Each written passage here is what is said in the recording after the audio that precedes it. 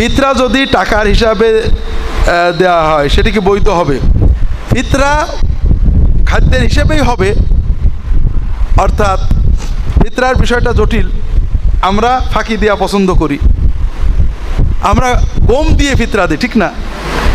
আছে ফিতরা 5টা খাদ্য আছে: পনির, জব, কিশমিশ, খেজুর, গম।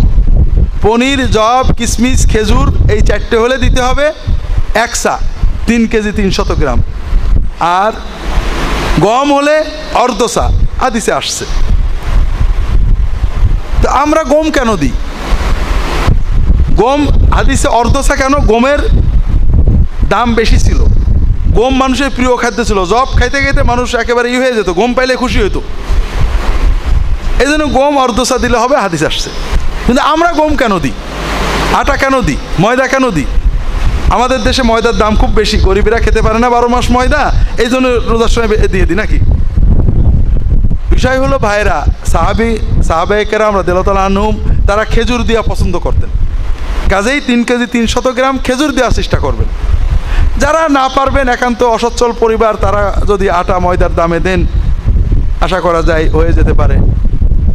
দ্বিতীয় হলো খাদ্যর কথাই হাদিসে আসছে, খাদ্যর টাকা দিলে হবে, এটা হাদিসে এইভাবে নেই। ফুকাহারা মতভেদ করেছেন। কুফার ফকিরা আবু হানিফা, সুফিয়ান সাউরি রাহিমাহুল্লাহ অনেকে বলেছেন টাকা দিলে হবে। তাদের যুক্তি, জাকাতেও যেমন বলা হয়েছে ফসলের জাকাতে 20 কেজিতে 20 মনে 1 মন দিতে হবে বা 2 মন দিতে হবে। কিন্তু কেউ যদি ফসল না দিয়ে টাকা দেয় হয়ে যাবে, কাজেই ফিতরাতে কেন হবে না? তো এছাড়া অনেক সময় খাদ্যর চেয়ে টাকা দিলে গরিবের উপকার বেশি হয়, কারণ খাদ্যটা তাকে বেচতে হবে, বেচতে দাম কম পাবে। কাজে টাকাটা হলে সে বিভিন্ন খরচ করতে পারবে। অনেক সময় খাদ্যতেই উপকার বেশি। আপনি যদি সেমাই, চিনি, খাদ্য কিনে দেন, ও বেচতে পারবে না, আর যদি টাকা দেন ও খরচ করে পারবে, বাচ্চাদের সেমাই কিনে দেবে না, এরকম হতে পারে।